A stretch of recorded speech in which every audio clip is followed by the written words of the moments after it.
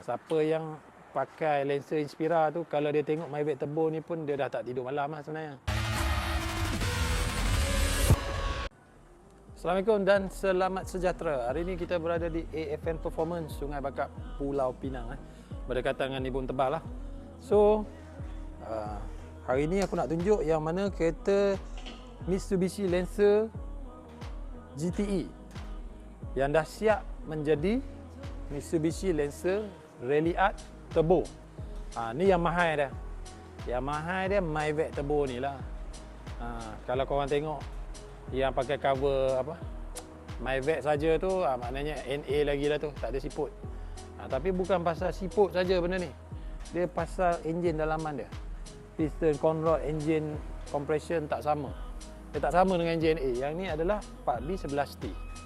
So yang original dia GTE 4B11 saja ni CVT ya.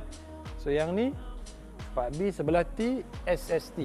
Daripada GTE tu kau boleh tengok kat sini kita salin semua rally art, termasuk lantai, axle belakang, AYC pump, semua rally art. Kereta dah 4 wheel lah. Kereta dah AWD, all wheel drive. Untuk body Lancer rally art dengan Evo 10 ni, dia punya engine sama, dia punya SST sama. So kalau korang masuk rally art, lepas tu korang tukar turbo ni, tukar turbo Evo 10 kan, dia plug and play. Macam ni korang tengok, apa intercooler pipe ni original Evo 10 punya ni. Lepas tu korang tengok piping ori dia memang datang aluminium lah kat sini. Cuma kita belum lagi buat powder coat lah. Kita nak bagi owner rasa dulu feeling Japan tu lah, sebelum dia nak tukar buat powder coat, masuk OK scan. Sekarang bagi dia layan stok dulu. Sikit lagi dia akan minta power, kita tahu. Kat sini kita tukar lah yang ni, dia punya air intake kan. Sepatutnya rally art, tapi sebab kita dah bagi TD05 punya Evo 10, kita tukar open port lah dia punya air intake. Cold air intake ni kita akan buat heat shield lah.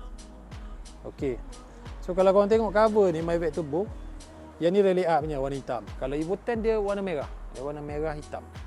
Mavic Turbo juga. Siapa yang pakai Lancer Inspira tu, kalau dia tengok Mavic Turbo ni pun dia dah tak tidur malam lah sebenarnya. Tengok ni kan, termimpi-mimpi nak pakai turbo kan. Kita faham lah, kita faham. So kalau yang mana nak buat rally art tu A sampai Z, warna hitam dia minta, kita siap bagi lah. Antena GTE pun kita pasang balik dekat atas tu, dan dia masih ada sunroof lagi.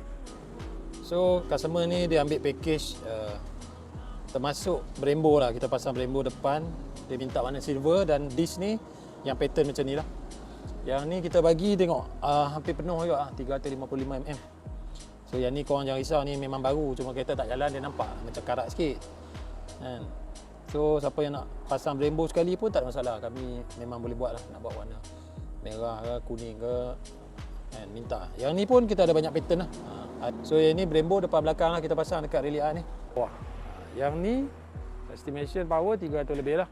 Tapi kalau modify korang nak 400, 500 lebih, tak ada masalah, AFN boleh buat. Dan kalau korang nak 1000 horse pun boleh, InsyaAllah. Apa-apa Roger, AFN Performance. Nak bikin Evo, Rally Art, Lancer Inspira, datang Pulau Pinang kat AFN Performance. Alright, Assalamualaikum.